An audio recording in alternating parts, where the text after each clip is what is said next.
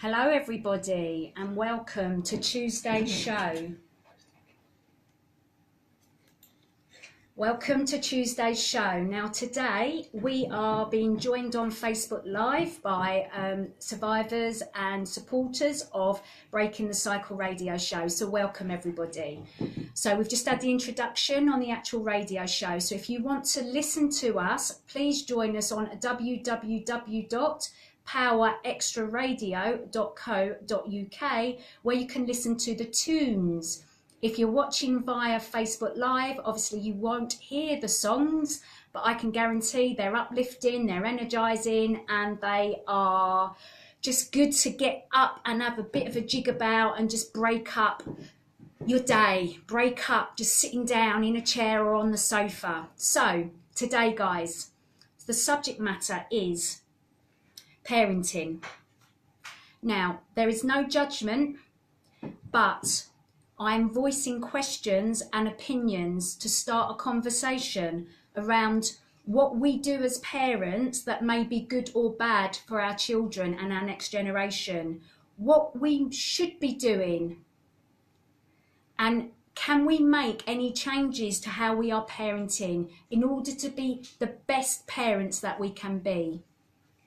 Now, I have just held up a book called Parenting Without Tears, and I wrote this book to help parents-to-be that have suffered adverse childhoods, because at the end of the day there is no manual for being a parent, and if you haven't been provided with the 8 basic essential things as a child because you've grown up in a domestic violence household, or because you have suffered child abuse, mental, physical, sexual, 1, 2, or all 3, or you've been neglected as a child, neglected emotionally, neglected physically, this all has a massive impact on mental and physical health. And not just for your childhood, but for your adolescence, for you as an adult. And then, you become a parent yourself, maybe. Not everybody does, but if you become a parent, this all impacts your ability to be the best parent you can be. And as I said, this isn't about judging anybody, because children do not come with manuals. And depending on your background, your experiences, your culture, your faith, you will bring children up in different ways. Now, I'm going to say there's no right way or wrong way, but clearly there is. Children need to be brought up in loving, caring and nurturing environments. They have to be, in order for them to be normal. And I use that word normal in loose commas, because what is normal? We can have a whole conversation and debate around that. But if we want our children to be members of society that are good members of society, that are caring members of society, they have to experience love, caring and nurture in order to be able to feel good about themselves, and then be able to put a hand out to other people to help others in their community, in their family, in their community, and strangers. So it's really important that we give our children all of these tools so that they can become upstanding members of the community. So, being a parent, this first section, we're going to discuss what actually is a good environment for children. And at the end of the day, you think it's common sense, but there are a lot of people out there that are struggling to be the good role model, the positive role model, that are really struggling to be a good parent, either because of what they've been through or because they're just not good members of society themselves. So again, no judgment, but please put in your 2 penneth. Please call into the studio if you wish on 07551 867 679, or Facebook me, or WhatsApp me. Yeah, have your say, join in the conversation. Apparently I've given out the wrong phone number. I do apologise. It's 07584 849 199. So if you want to call in later on in the show, please after 3 o'clock, because I need to get a lot out of there first, and then we'll go from there. So you've met the man or woman of your dreams. You become a loving couple. You decide to set up home together. You get married, or you might not. You decide to start a family. You fall pregnant. You give birth. So now you've got this little bundle of joy or terror, whichever way you want to look at it, in your arms, but you are responsible for this little bundle of joy for the next at least 16 years of this individual's life, this baby's life, this child's life. But oh my, what are you going to do? How are you going to do it? Is there an instruction manual? Can you send this little baby back? No, of course you can't. You've decided to have this child. You've decided to bring this child into the world, so it's your responsibility. There are no instructions. We all have to learn as we go along. That's what parenting is all about. It's about learning by our mistakes. But if you've never had that love and nurture, then what does being a good parent actually look like? So according to Chris Thiessen, the creator of the Parent Coach Plan, he says there are 8 essential responsibilities that parents should adhere to in order to foster a child's physical, mental and emotional well-being. Now, as I said, a lot of these are going to come across to you as pure common sense, but there are many people out there that are not doing even the basics. So, number 1 is to provide your child with a safe environment. Now, that has big ramifications, a safe environment. Number 2, providing the child with basic needs.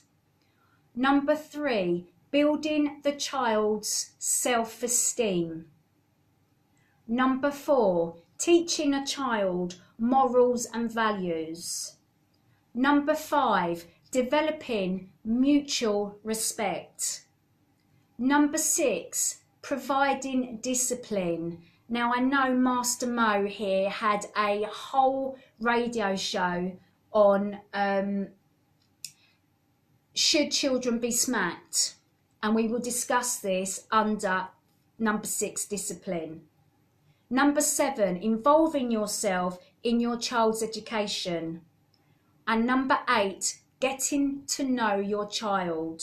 Now, we won't be able to go into all of these 8 essential key elements of bringing up a child in this radio show, because it is a vast topic and there's a lot to say on each key responsibility. But really what I want to discuss today is safe environment, basic needs and self-esteem. And I would love to have your input and your opinions as we go along. So, safe environment.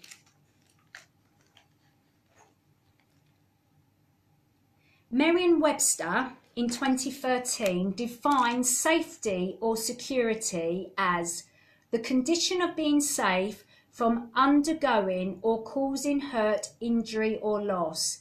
Simply put, safety means freedom from both potential and actual threats to one's health, life, finances, environment, etc. Safety gives an individual the assurance that she can live his or her own life without having to experience unnecessary hurt, injury or loss. So that's a really interesting description of safety, security, because those of us that have been or have experienced mental, physical, sexual abuse within the family home, which is where 80% of all abuse actually takes place, there's one key responsibility there that's gone. So if as a child you are given or you are provided safety and security, you will, or you should, according to Chris Thiessen, the parenting coach plan, be in a better position to be a fully functioning person, adult. You know, so it's really key that we are able to provide our children with security and stability. Now, I know families break down. I know that mums and dads get divorced every day. There are some parents that are suffering domestic violence within the household. So all of these factors make providing security and safety of children very, very difficult. And again, there's no judgment here, it's just out there for discussion. Should you stay or should you go? That's a massive question. And there are some parents who have endured domestic violence within the family home, and the mum or the dad has taken or accepted the abuse that they've suffered because it has not impacted their children, or so they think. Through their eyes, their glasses, their lenses, if they take what is meted out to them, then they're protecting their children. Some think this. My mum thought this. However, there are some parents who have undergone domestic violence who think, right, I cannot stay in this relationship because it is impacting my children. And I'm not judging. I'm not sitting in a judgment chair where I'm saying one is right or wrong. What I'm saying is children deserve stability and security. If you realise that the home environment is not right for bringing up children, then the decision that you make will be to leave that relationship so that you can provide the safety and security that your children need and deserve. How you do that, you might need support to do that because of the way that the relationship, that the relationship has groomed you into thinking that it's safer for you to stay in that dysfunctional relationship than to leave. And again, there are so many organisations out there that can help you and support you through leaving a relationship that is dysfunctional and unsafe for you and your children. So please, please, I beseech you to look into that if you are in this particular situation, because your children, they see, they hear, they know what is going on. You might not think that they do, but as a child myself, growing up in 2 domestic violence households, we as children see and hear and feel the pain of a parent being used as a punch bag or being put down 24/7. We see, we feel, we hear, we know what is going on.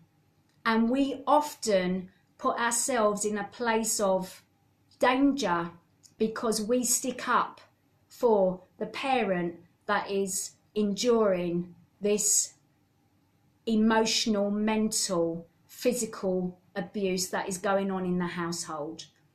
And this has a massive impact on us as children growing up, as adolescents, our relationships that we form or don't form, the way that we see the world, trust issues.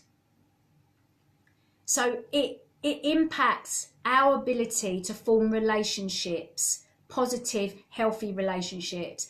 It impacts who we trust and who we don't trust. It shows some of us a way of acting out ourselves as we grow up. So some individuals, if they see, for example, a dad beating up a mum and they're a male, they may grow up themselves to be violent in their relationships. They may, or they may not. They may go the other way. So, you know, there is a lot of maybes here, but we need to start, when we are addressing the health and well-being of our next generation, we need to start looking at what we are doing as mums and dads. We need to understand that we need to provide our children with X, Y, and Z. And if we're not, why are we not? Why are we not? Is it because of our own stuff that we've been through as children and adolescents? Is our own stuff impacting our kids in a positive way or a negative way? And if there is an impact on our children, then we have a responsibility as adults ourselves to sort ourselves out, to sort out potentially our anger management issues, our lack of empathy, our lack of being able to love our children in a way that's pure and innocent. So we need to start looking at ourselves and shining a light on ourselves. And this isn't being negative. This is actually taking power and control back and being able to look at ourselves and identify what we need to change for ourselves so that we are the best role models for our children that we can be. So, safety means providing our children a physical safe place, i.e. having a roof over their heads. Now, this is a massive issue. There are a lot of people out there that are struggling with paying the bills, struggling to keep a roof over their children's heads, and with all the stress that comes with that. But the best thing that you can do for your child, take out child abuse within the home for the moment and just park it. The best thing that we can do as parents is to provide our children with a roof over their heads, because stability and security for children is absolutely vital. Now, a feeling of being safe in someone's company is also really, really important.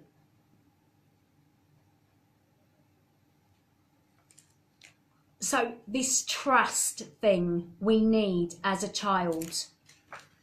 And we know that if we do grow up in an environment that is dysfunctional or abusive, trust is gone. And the ability to trust others is really, really hard. Being free from anxiety and or fear in relation to your own survival, mentally and physically. Now, the constant abuse that people may suffer can cause children to wet the bed, be frightened of their own shadows. Children that grow up in unsafe environments, they live on their nerves. They might wake up at the slightest sound and they will be scared 24/7. So it's really important that children have a roof over their head, that they feel safe in people's company. And this word safe in people's company, if you cannot feel safe in your parents' company, there is something wrong. There is something wrong. So just think about that. There is no judgment here, because I'm not sitting in a chair of judgment. I am just sitting in a place where I want to open up a conversation. Children should be able to feel 100% safe with their mum and their dad in their company. 80% of childhood abuse happens within the family home. Whether it be domestic abuse, mental abuse, physical abuse, sexual abuse. All of those will make children feel unsafe. I want that to sink in, guys. So for all of those people out there that believe in smacking, and I don't mean a little tap, I mean full-on physical abuse, you need to really start looking at the impact of that on your child. Fear is not a good thing for children. Living in fear is not a good thing for children. Now, parents play a huge role in respect to safety or security for their children. Being the primary caregivers of the children, they are supposed to be the first people to provide a safe environment for their children. A safe environment means a living environment where all forms of abuse against children, physical, emotional, psychological, sexual, are non-existent. But we all know this can be breached when the parents themselves are guilty of abusing their own children. When a child experiences any form of abuse from his parent or her parents, the concept of safety becomes alien to him or her. If she or he cannot trust their parents, then who can they trust? Now, I keep going on about this because it's so important. Now, examples of physical abuse include hitting with or without instruments, punching, kicking, choking, slapping, pushing or holding down. Examples of emotional abuse include calling them names in a hurtful or harmful way, yelling in a threatening manner, threatening to harm them, not letting them call or see friends or family, and keeping control of them, micromanaging them. So, guys, I know I'm going to cause a bit of controversy out there, but we need to start understanding what we are doing as adults and what the impact of what we are doing is having on our children and the next generations. Now, I have had lots of people say to me, well, I was smacked when I was a kid and it didn't do me any harm.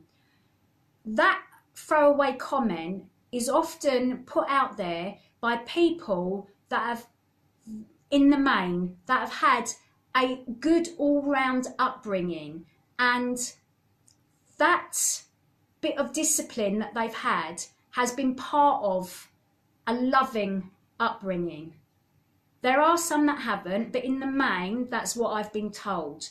But when you have been brought up in a domestic violence relationship, household, when you've been brought up to be told that you're no good, and then that has been pounded into you by physical violence and maybe sexual abuse as well, this is where the damage occurs, big time.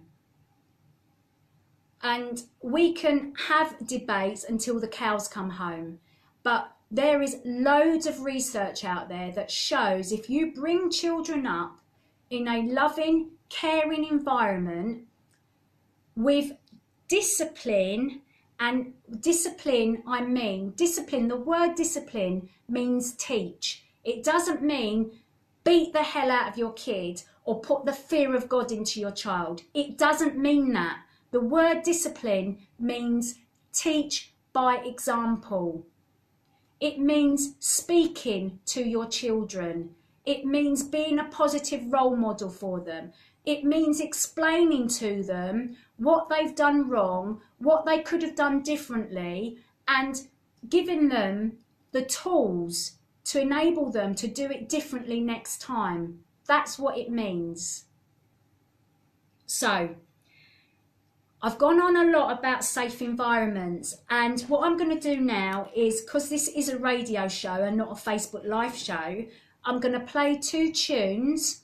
So if you want to listen to us live and listen to the tunes, you need to be going on to www.powerextraradio.co.uk and listen to the show live.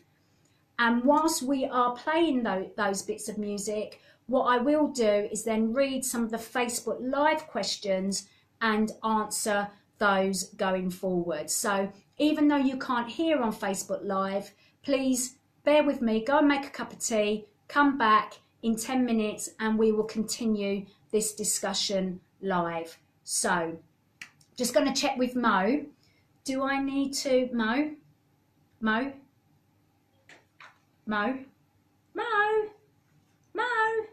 think Mo's gone asleep. So let me just see if I can play the music. Hang on there. What have we got? Don't Stop Believing. So hopefully this will play. Let me have a listen. It's playing.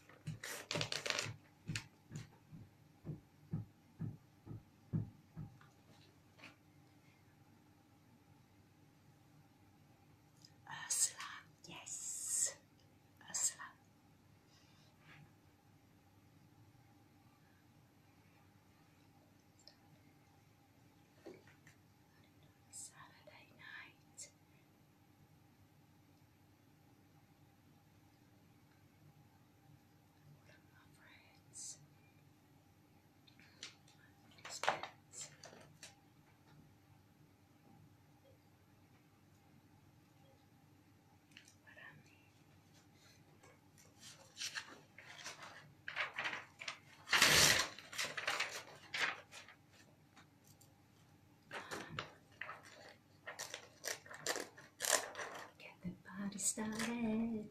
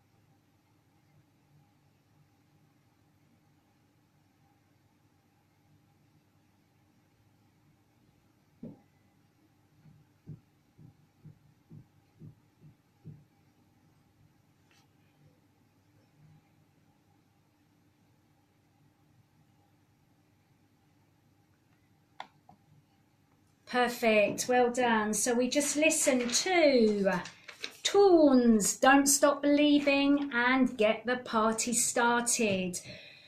Guys, we need these tunes to break up such a serious topic and just to, you know, have a little bop and just get moving, really.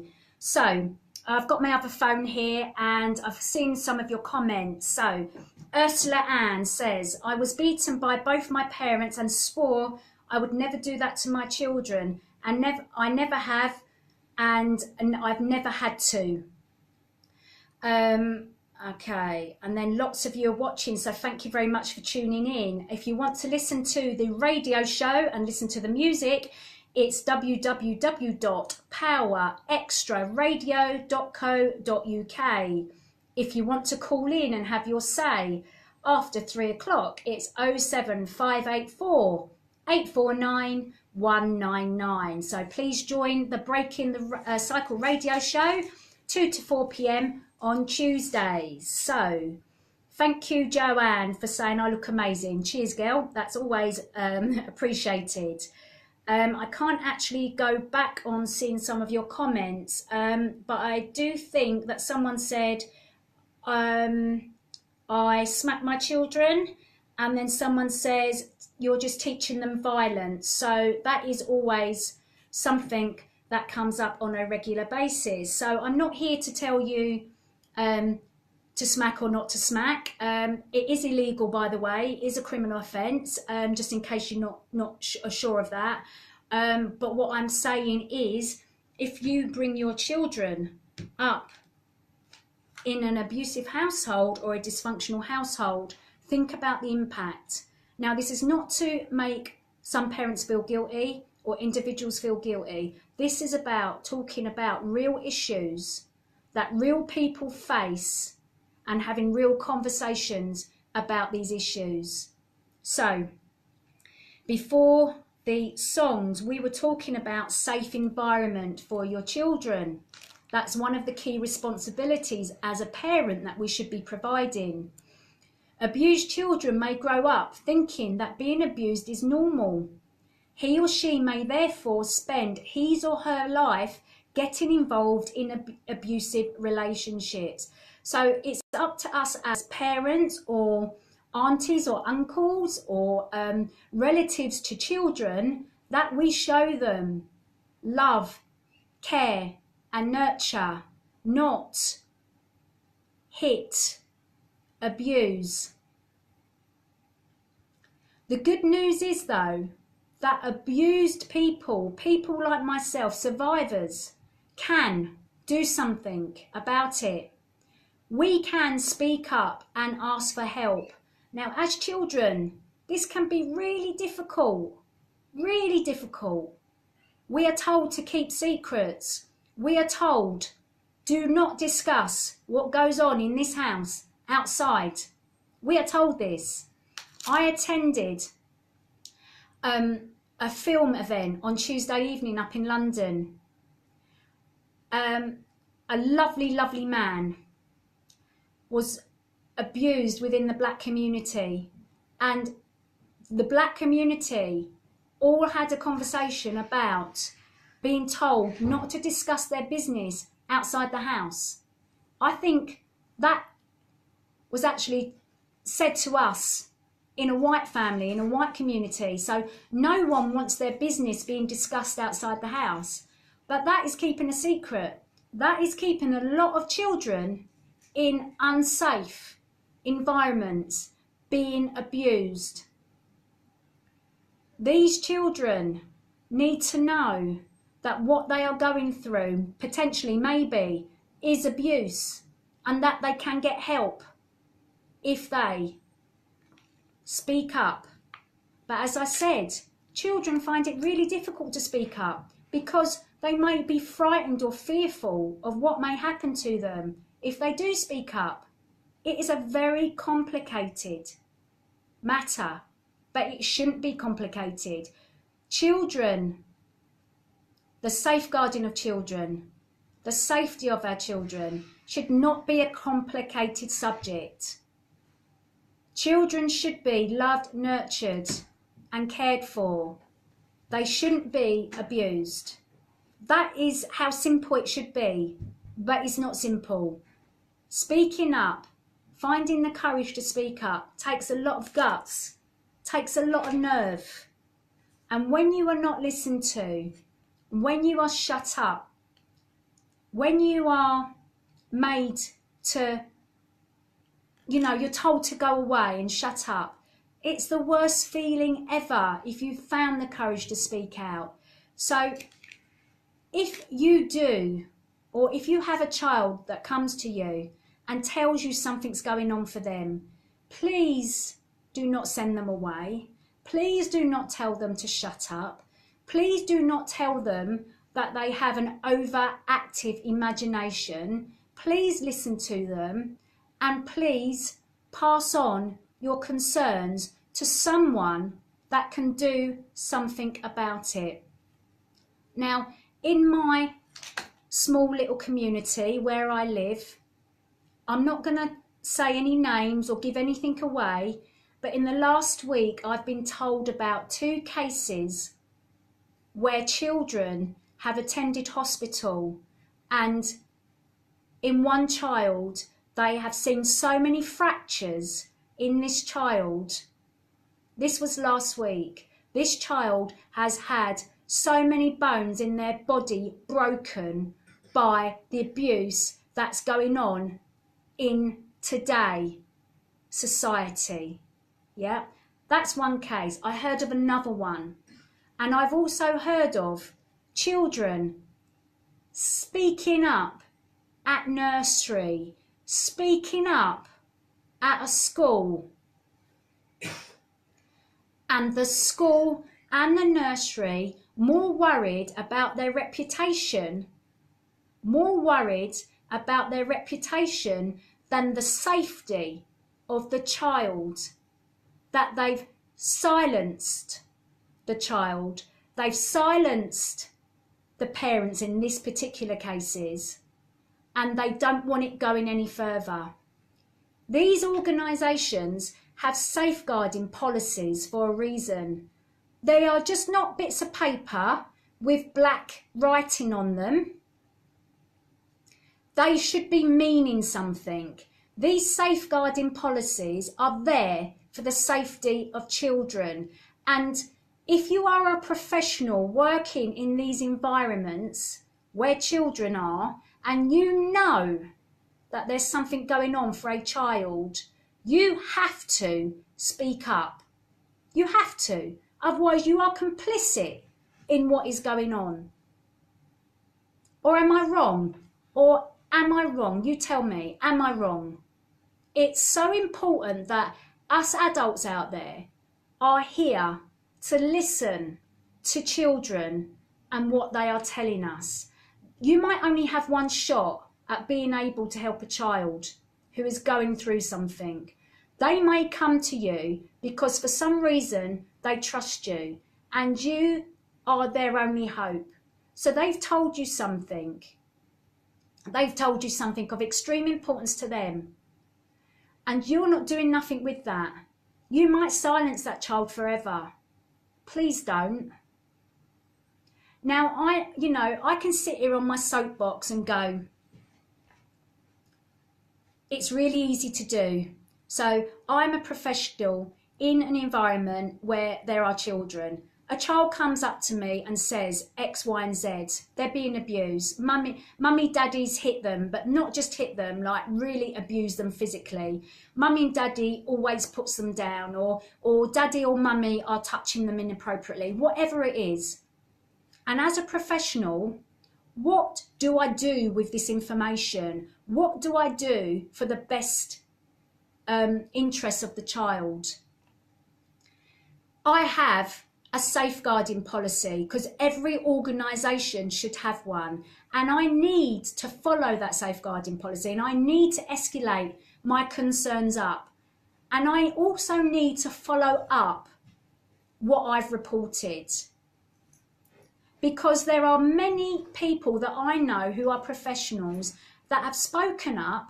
They've escalated their concerns up, but their boss or the head of the organisation has just gone, you know what, that can't go any further, because if our organisation has anything like that associated with it, then we are going to lose potential customers, clients going forwards. But I want to flip this.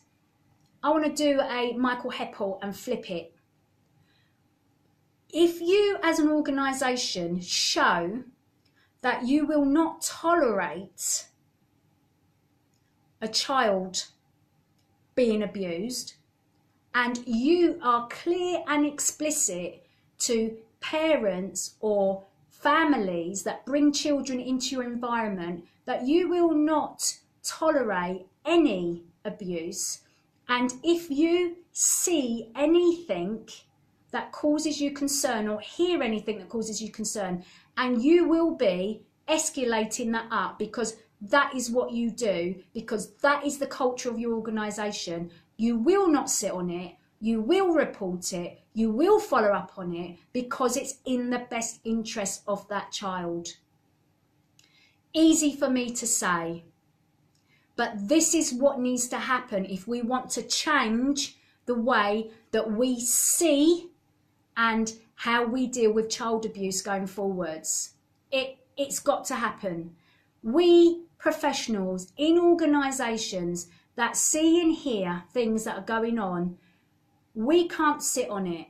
There has to be a proper process in place where we escalate up, where we get feedback back, and where if our superiors or the head of the organisation are not doing what they should be doing, reporting it to the police, whatever it is they need to do, yeah, then we need to be able to go somewhere else with our concerns. Now, I don't know what this ladder looks like, so I want an expert to either tell me what the pathway looks like for reporting and escalating if the school or the institution sits on it. I want to know, please. Or I would love you, anonymously or not, to ring in or come on the show in a future show to discuss all of this. I want to know, what does safeguarding look like in an institution that looks after children, what it looks like, what is actually happening, and what should be happening, because there are far too many experiences coming my way that I'm hearing about where good practice in the best interests of the children is not being followed. Not being followed. Why? Why is it not being followed? Now, I can only surmise that you're a professional in a job, you've reported what's going on, you can't afford to make waves maybe, because the salary that you're on is paying your wage, is financing your lifestyle, and you've got other stresses going on in your life, and you can't afford to rock the boat too much because you can't afford to lose your employment. That may be one concern, but you're going to be weighing on your conscience what is right, what is wrong, or I've done everything that I possibly can. There is nothing more that I can do. Where do I go? I know professionals that have left their jobs because of concerns that they've had. They've escalated it up and it's not gone anywhere, and they can see the abuse happening still, and or the silence that is happening, so they've had to leave because they cannot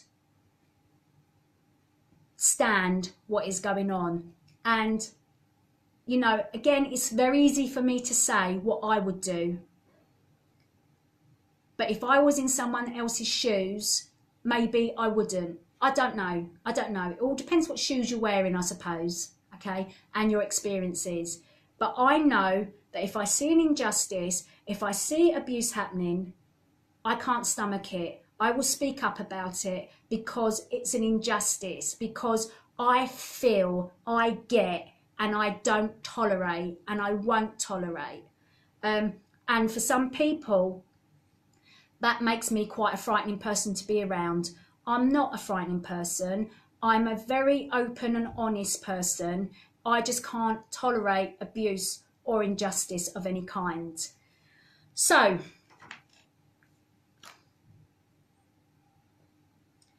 we seem to have forgotten a generation where abuse was not mentioned. It was brushed under the carpet. So we do speak about abuse more now, but we still got a long way to go. It is the cancer that we never used to speak about, the physical cancer we never used to speak about. Child abuse in all its forms is the cancer of our current generation. It is. It's a massive cancer. And as Ursula Ann has said, silence is like a cancer that grows. So we have to break the silence and we have to break the cycle. Now, just because abuse happened decades ago, it doesn't mean that the victim can just move on with their lives straight away. They have suffered a trauma which needs to be recognised by themselves, and by people around them. So their support network, it needs to be recognised. We need to be able to get help ourselves, and to prevent our abusers getting away with it, but more importantly, from carrying on. So many lived experiences out there by victims and survivors that have shared them with me personally, and what I hear, what I see, what I read, where they spoke up, but there was not enough evidence. The case was NFA'd, no further action, where they weren't believed. And these abusers have carried on for generations, for decades, you know, and again, it's a very complex situation, and it shouldn't be. It should be so simple. So how do we simplify disclosure, reporting, criminal justice? How do we simplify it all and make it easier for children to come forwards, and for parents to get the right help and support without being judged, without being frightened of their children being taken away? Now, there are always some really cruel, selfish, destructive, abusive individuals out there that will abuse their children. Those children deserve to be taken away, full stop. But there are some individuals out there who have become mums and dads who just need extra support and help because of what they've been through, They need that extra hand holding, that extra leg up, so that they can become these parents that are able to love, nurture, care and provide for their children. They should not be having their children taken away from them. That is a huge discussion for another show. Huge discussion for another show. And I will come back to this.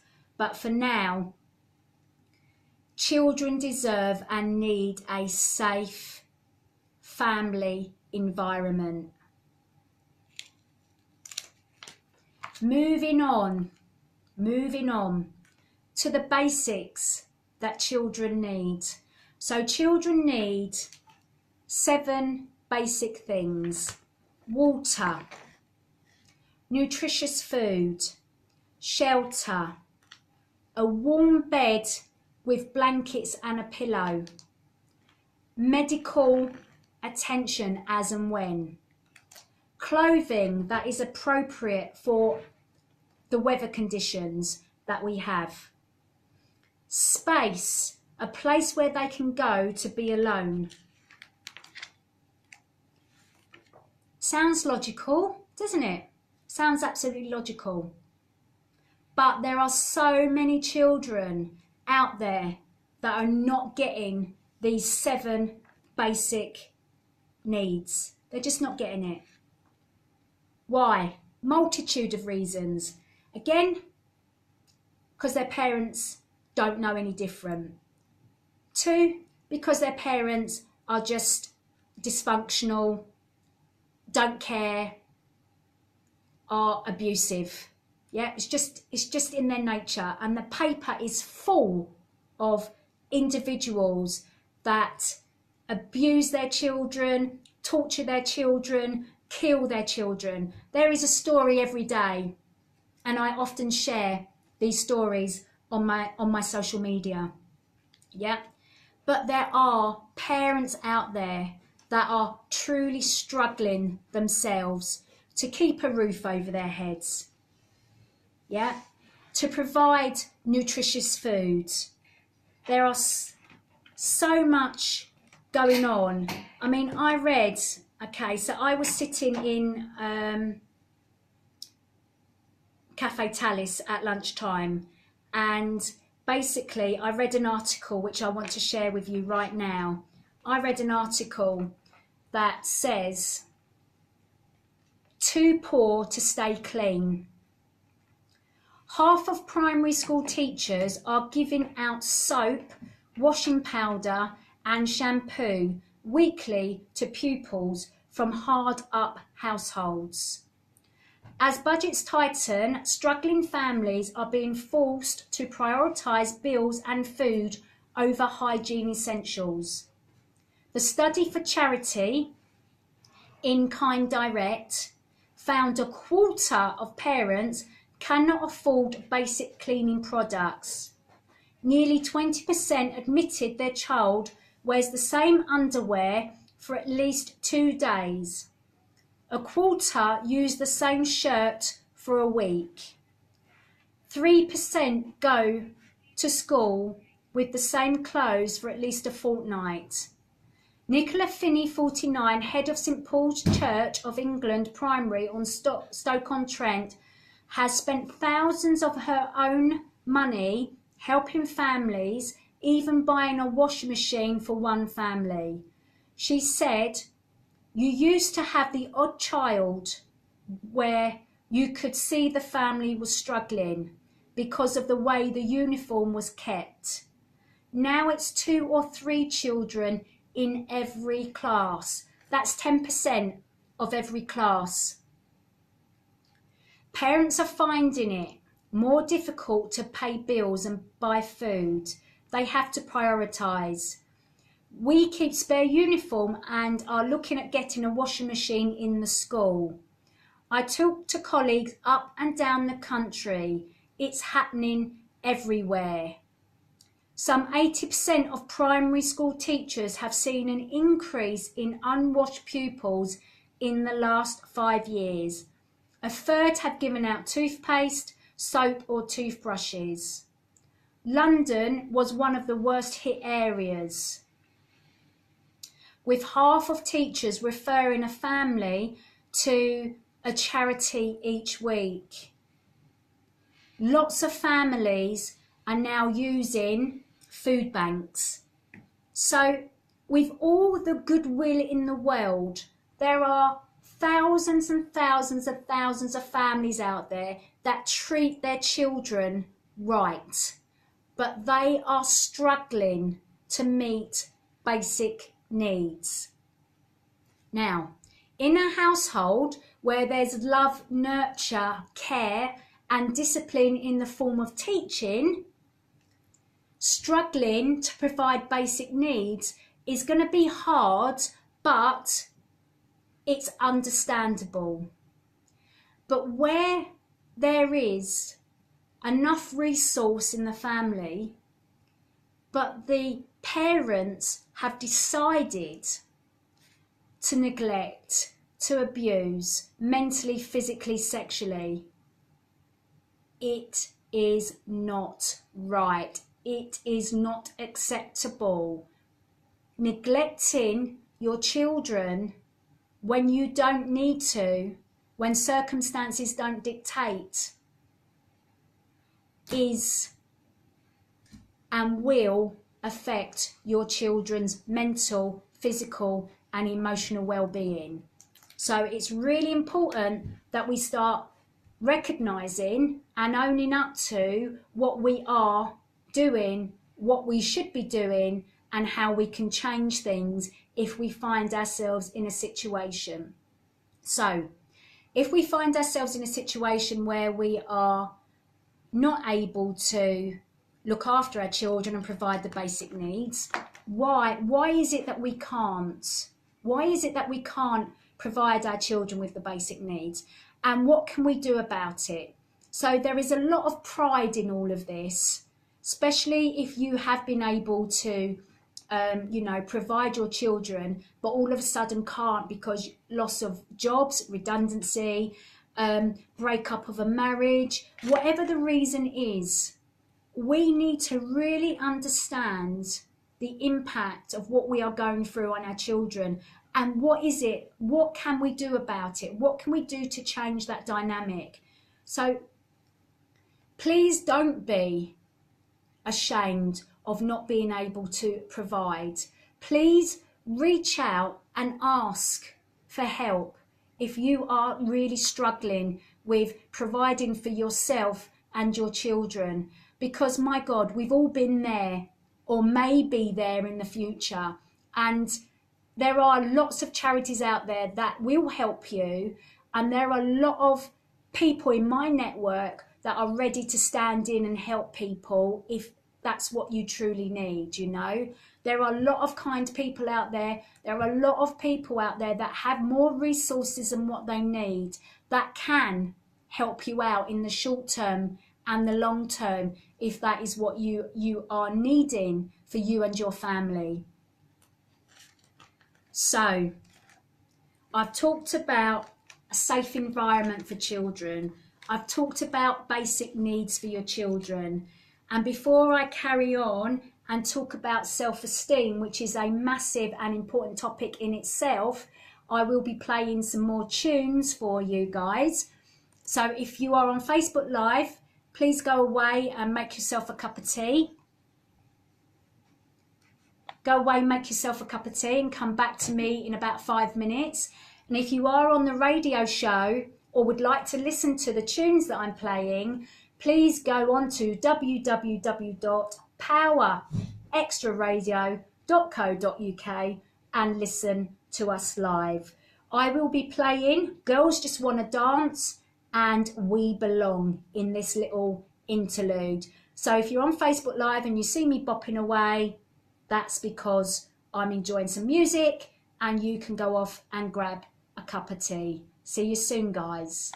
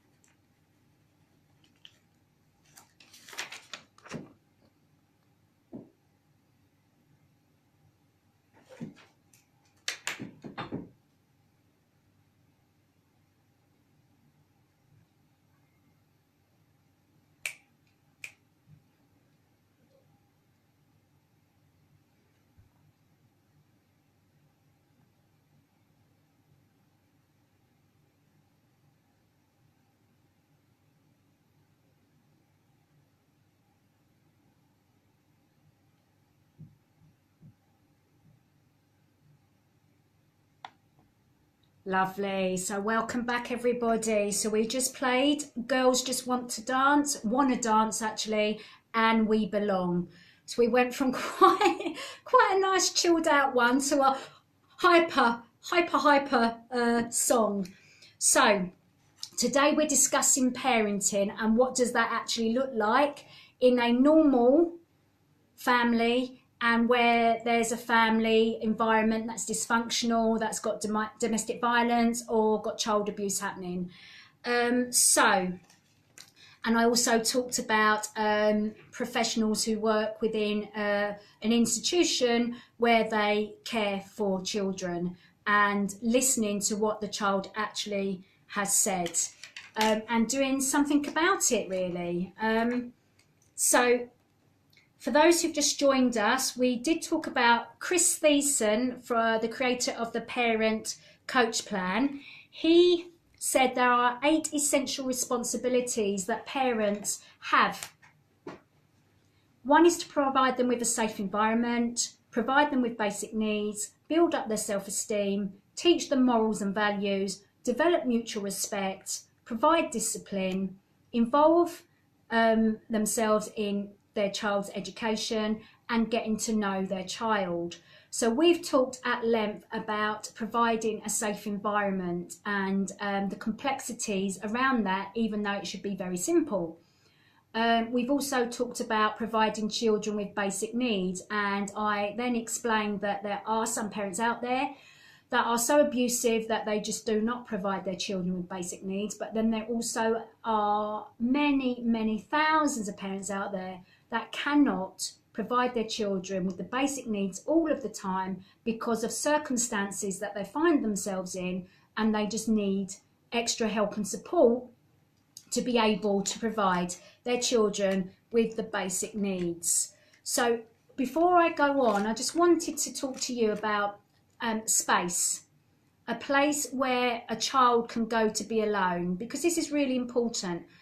But on the flip side of that, there are so many children now that are stuck in their bedrooms, if they're lucky to have their own bedroom, stuck on gaming, stuck on social media, that this becomes their world.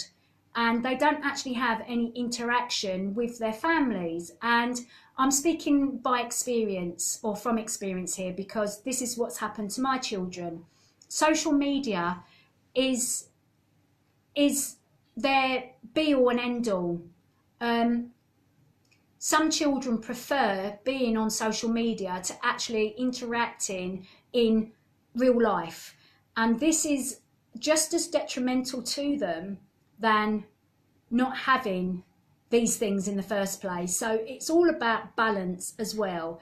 So being a responsible parent, and again, this is easier said than done, is to try and get your children off their social media, off their phones, off their laptops, off their gaming devices, and getting them out into the real world, you know, going for walks with you, doing a sport with you, doing a hobby with you, doing an activity with you, spending time with you, than, you know, being able to provide them with everything that they ever wanted in the first place, you know, because we know that that's not really a way of showing love, care and nurture, is to give your child everything that they want. It's not the way. Spending time with them, even if they moan about it, is really, really important. So having their own space is important. They do need to have time to do their own thing, to have time out, to have some privacy, somewhere to play, to read, to chill, if they want to, if they choose to.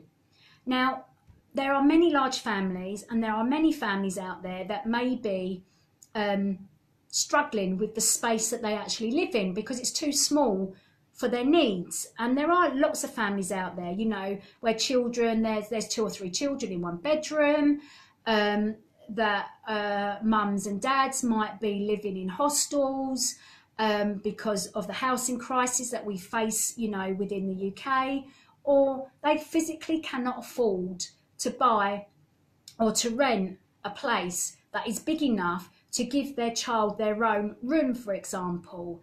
But, you know, it doesn't have to be a bedroom. It could be you just taking your child out of the environment that they're in and you spending time with them, going shopping in a cafe, in a park, or in your car, just creating a bit of space for your children so they can have this time out, time alone. I know a next door neighbour has actually just put a shed up in her garden, so she's got her own space to escape to outside of the house, because it's important that we all have our own space. So next I want to talk about self-esteem. Such a big topic, massive topic. And I would love your views. Now, I know Dilys Silla is a massive advocate for building self-esteem. I know she runs her own workshops.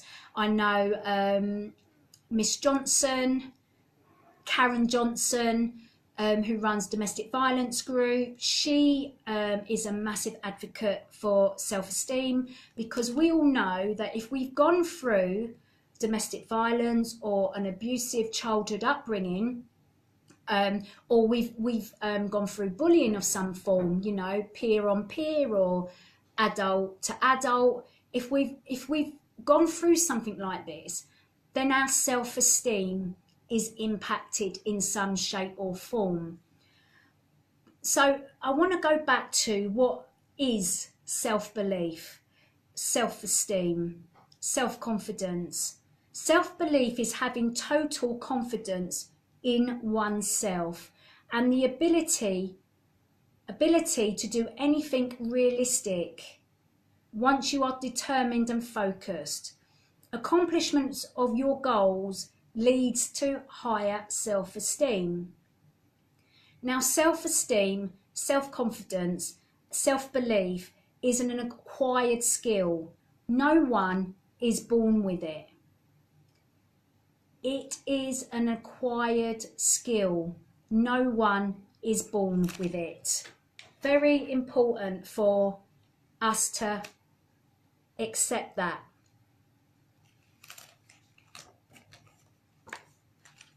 Now,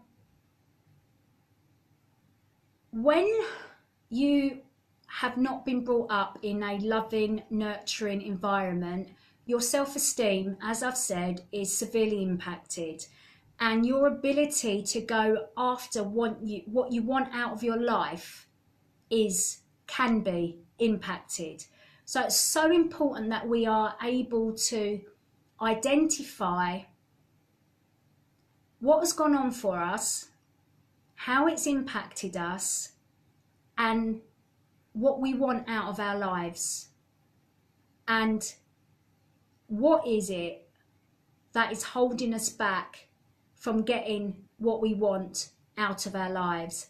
And getting what we want out of our lives can mean our relationships, our job, our career, our hobbies, our dreams, our aspirations. So, you know, how we are brought up, how we are treated as children, as adolescents, young adults and adults, really impacts all of this. It can impact it in a negative way, but it doesn't mean that we have to live by what has been dished out to us, by what has been dealt to us. We can, as adults, change things about ourselves that will allow us to move on from what was dished out to us as children and young people and adults. But often the thing that allows you to do that is self-esteem, is self-confidence. So if you're identifying that you lack self-confidence to achieve or do something that you want to be doing, that's what you need to work on. That bit is what you need to work on, okay?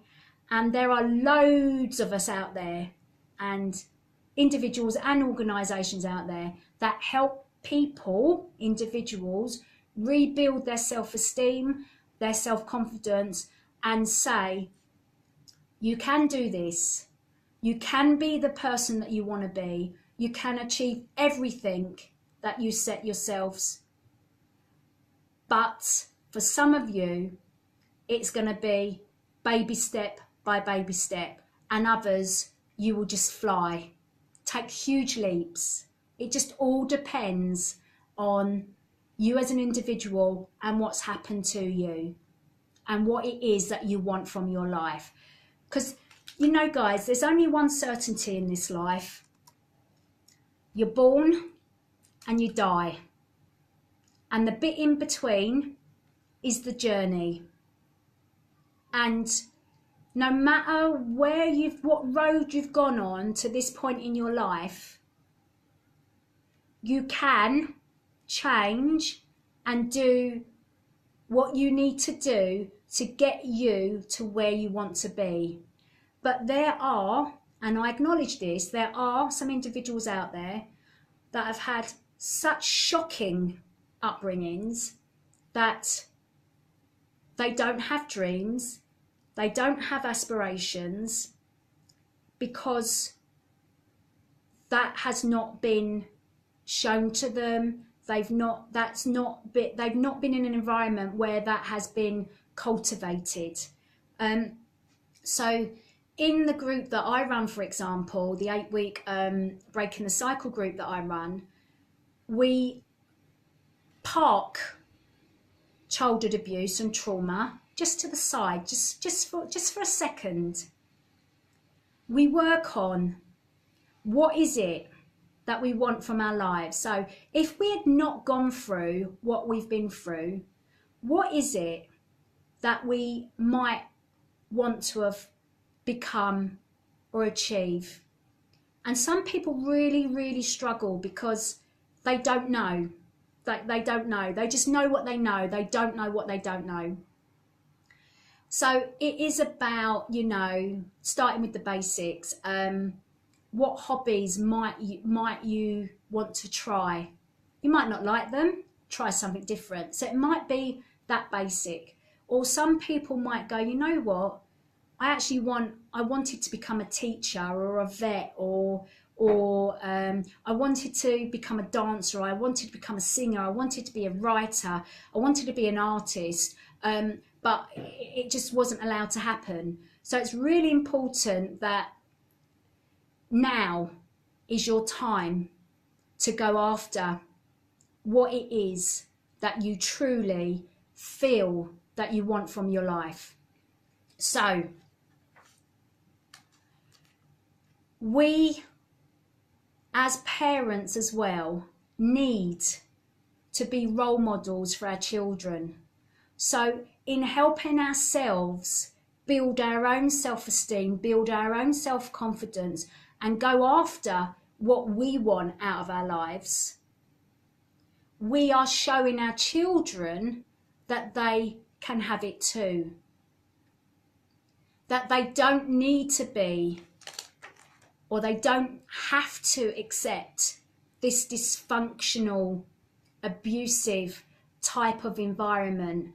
That if we can break free from that and we can excel and succeed in our own lives, whatever that looks like for you as an individual, it doesn't have to be a massive thing. You don't need to be the next Prime Minister.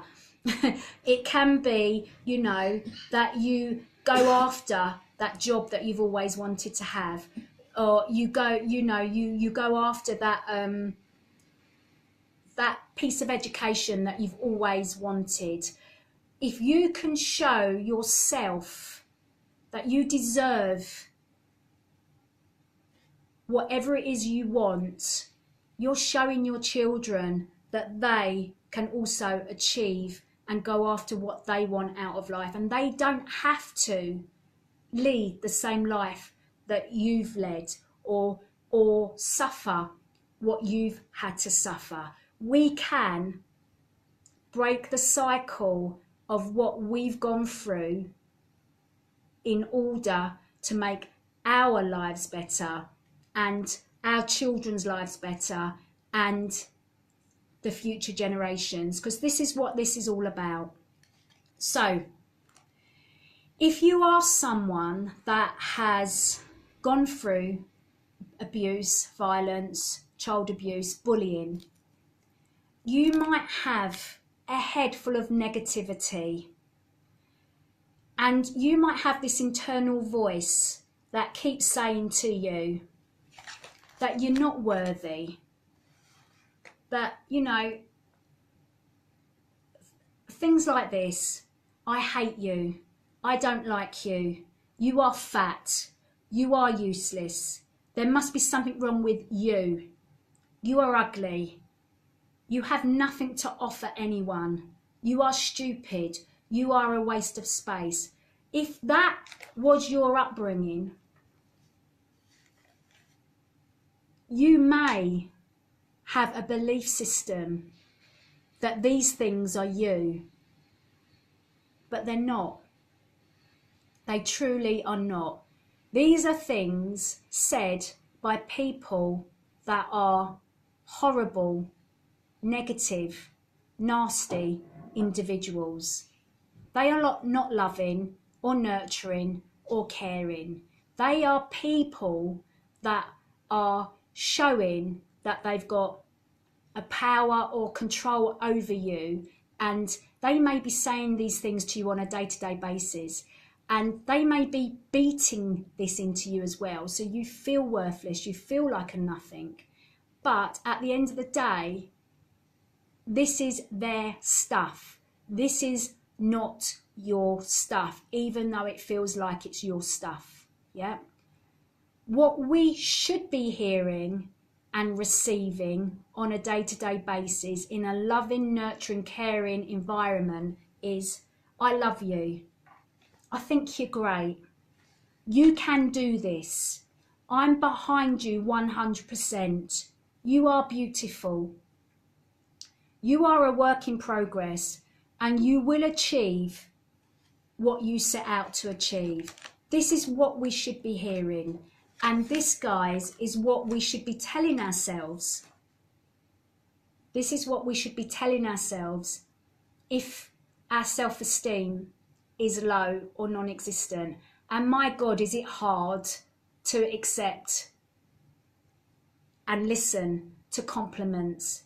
I used to hate being complimented. I never felt like I was worthy enough of being complimented. But now, you know, someone says something nice to me. Thank you. It was really lovely, and I take it on board. But that was a learned process for me. And it's not easy. But, you know, every single one of us as an individual, as a human being, have a right to be loved, nurtured, and respected. And if we are not being treated in the right way, we have a right to walk away. We have a right as an individual to be safe, to be not treated or abused in the wrong way. Okay, so please bear that in mind if you are going through something at the moment where you are not finding that you're in a safe, caring, loving and nurturing environment. So when you are brought up in a loving environment, your parents' role is to teach you, encourage you, praise you and guide you. This helps build up your self-esteem. It makes you feel good about yourself. If you have had a happy and fulfilling upbringing, you would have heard the phrases that I've spoken about. And this is how it should be.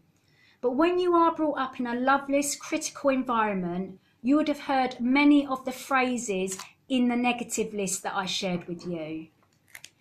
Whichever phrase or phrases you hear on a daily basis, you will grow up believing you are this person because you know no better. But it doesn't have to stay that way for the rest of your life. Your belief systems can be challenged and they can be changed. So up to the age of 7, I believed I was treated with love and respect. Enough for me to see me through the years of abuse from the ages of 7 to 15. And I believe that this gave me enough self-esteem to bounce back each time because I knew there was another way. Now, I know there are lots of children out there that are young people now, adolescents and adults, that have had a lifetime of abuse. So they don't know that there is a different way, but I did know that there was a different way. And I knew that my life was not meant to be like it panned out between the ages of 7 and 15. However, as I've said, my younger sister and brother can only remember the years of negativity, and this has impacted them more greatly than it's impacted me. So as I said before, and I notice Emma Kenny is watching. Now, Emma is a fantastic lady. She knows her stuff. She is a media psychologist, and she has her own clinic on a Wednesday evening on Facebook Live at 6:30, where she talks about lots of different topics. And as I said, this woman knows her stuff, and she shares answers to questions in her clinic about an array of different topics. She is a professional that comes highly recommended, that can help us with things from a clinical perspective and also from an experience base, because she runs her own clinic. But I know what I know, and I know what I've read, and I know what I've researched, and that's what I'm sharing with you at the moment. So if you've gone through this low self-esteem, this low self-worth, how do you rebuild self-esteem? Now, you need to notice and acknowledge your achievements, and this is any achievement. It may be you're depressed, so getting up in the morning, having a shower, washing your teeth. It could be that basic.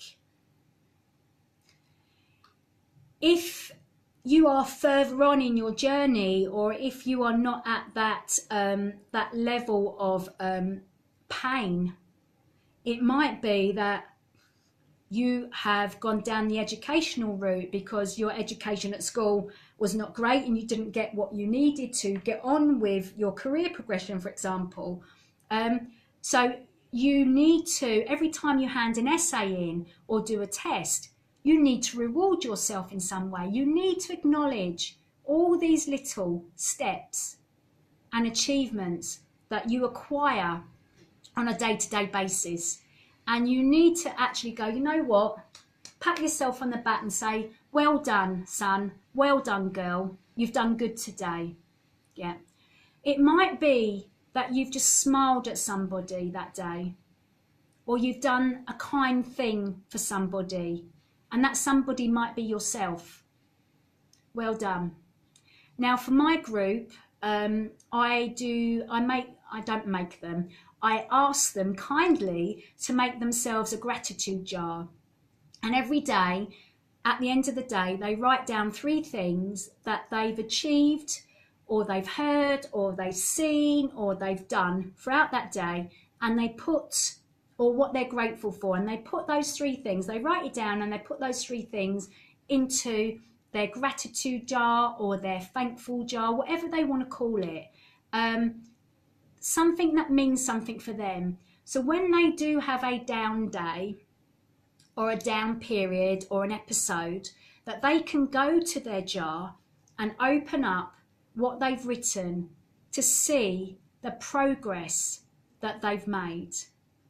Because even in a really tough time, there is always something that you can be thankful for or grateful for. There is always something. Okay, just want you to hold on to that thought. To build your self-esteem, you need to set realistic expectations for yourself. You need to monitor and evaluate your progress. And you need to be prepared to change course if needed.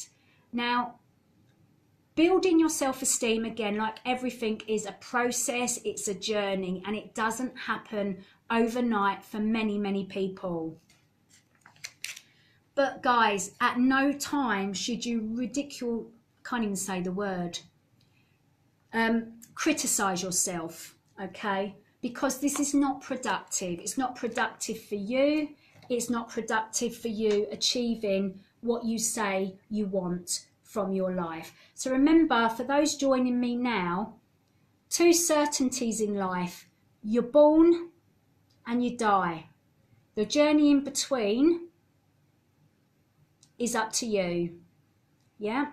And when I say it's up to you, I mean, as adults, we do have the choice to change and make a difference for ourselves, for our children, for the people around us, for our friends, our family, our colleagues. We do have the choice to change, and only we can change. And for some people, that's really hard to hear. It was hard for me to hear a few years ago, really hard for me to hear, because I'm like, well, I didn't do to me what those people did to me, and what they did to me has made me the person I am today. Yes, to a certain point, what they did to me did make me the person that I am today. But there were some aspects of me that I didn't particularly like or didn't sit well with me. So I had to change these things. So I had to look really deep inside and go, okay, I come across as a bit cold. I come across as this, that, and the other. And I really don't want people to have that perception of me, because that's not me. And another thing, because we're talking about being parents and being role models, I've said to you guys before, I found it really, really difficult to cuddle my children, not as babies and toddlers, but as they grew to my size. I find it really difficult just to give them a hug.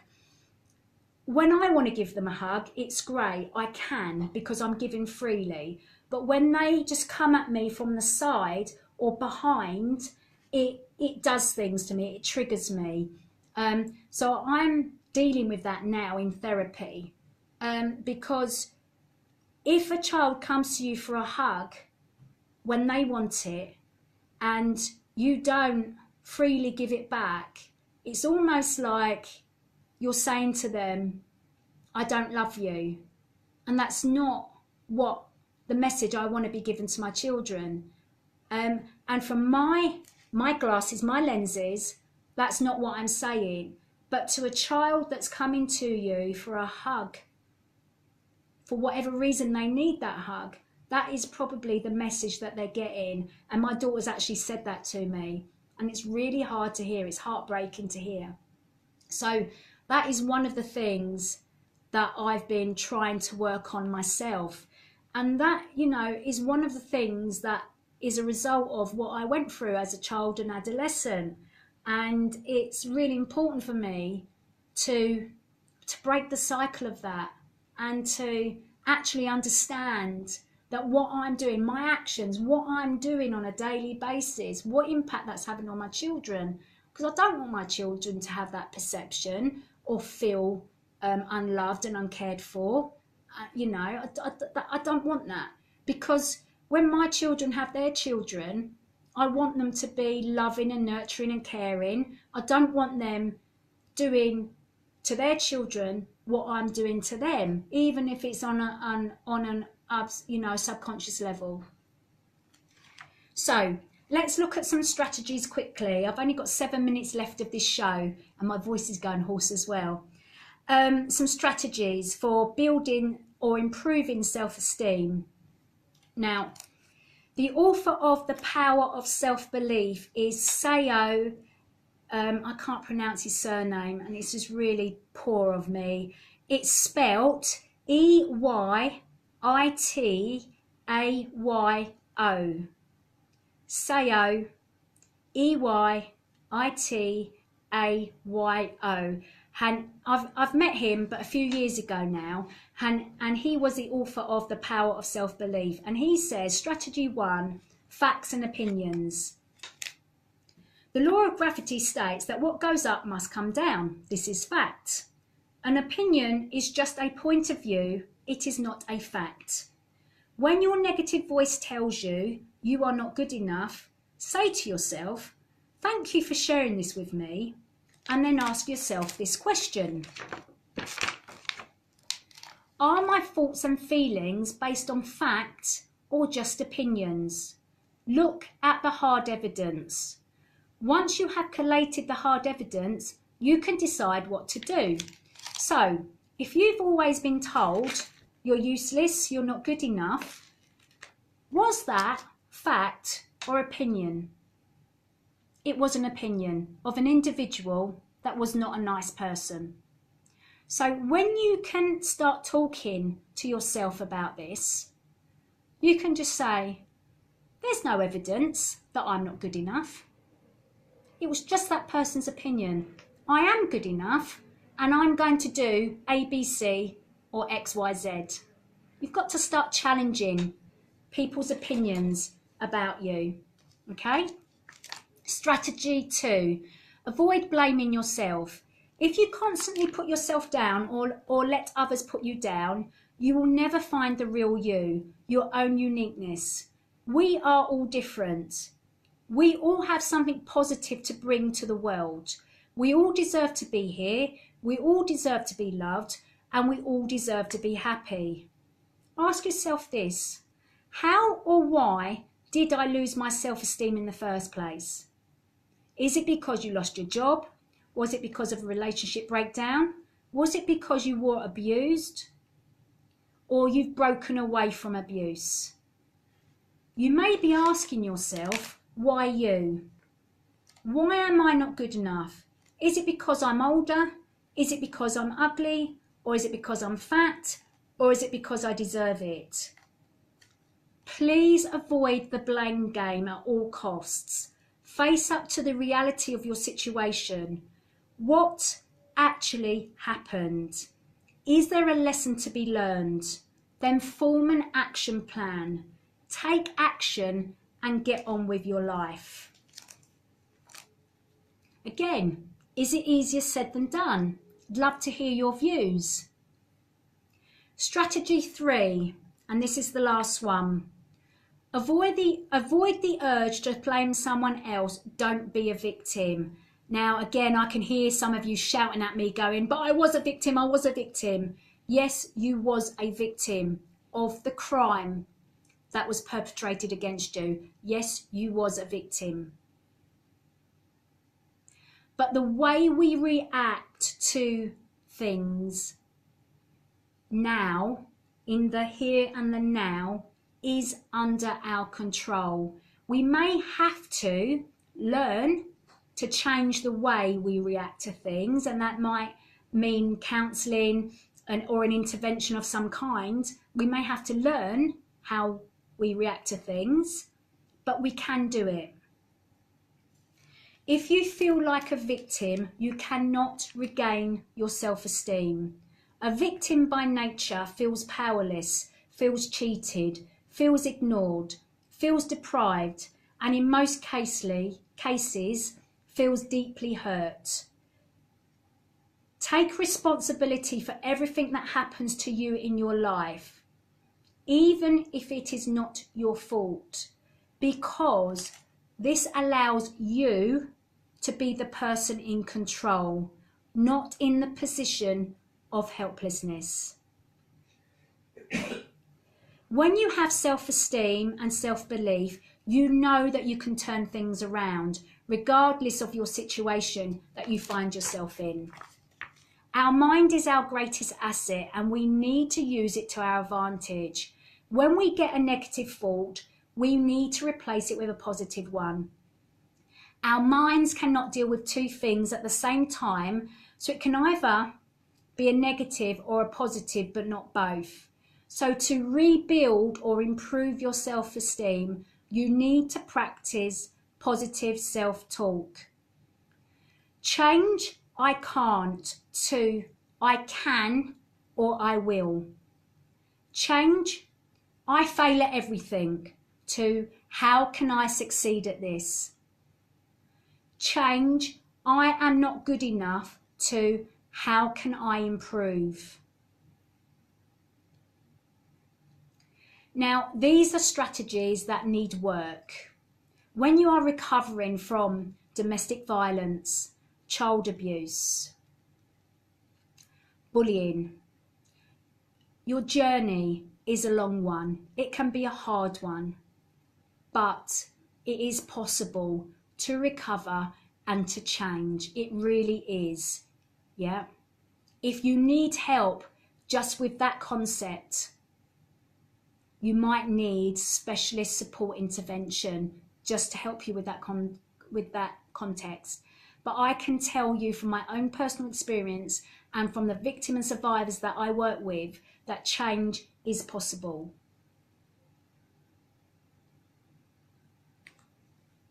I think, guys, I'm going to leave that there for today because it's been quite heavy, and I will come back to Parenting Without Tears.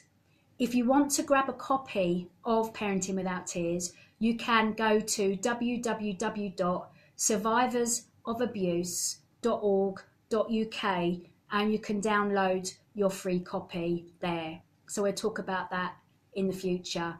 If any of you have made any comments, if any of you have phoned in, then I will get back to you with either my comments or include what you have said in the next show.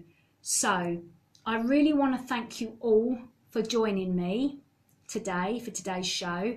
Next week we've got the brilliant Pete Saunders from NAPAC, the National Association of People Abused in Childhood, joining us here in the studio.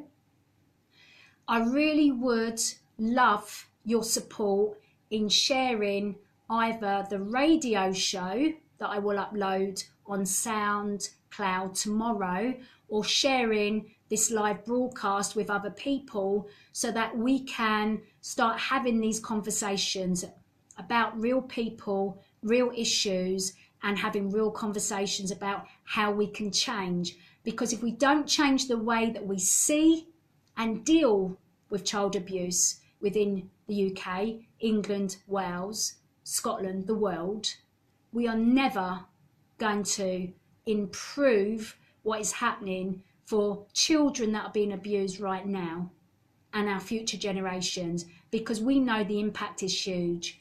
We know that there are many people in pain and are suffering, but we also know that there are solutions out there. There is help out there. There is support out there, but it all starts with awareness.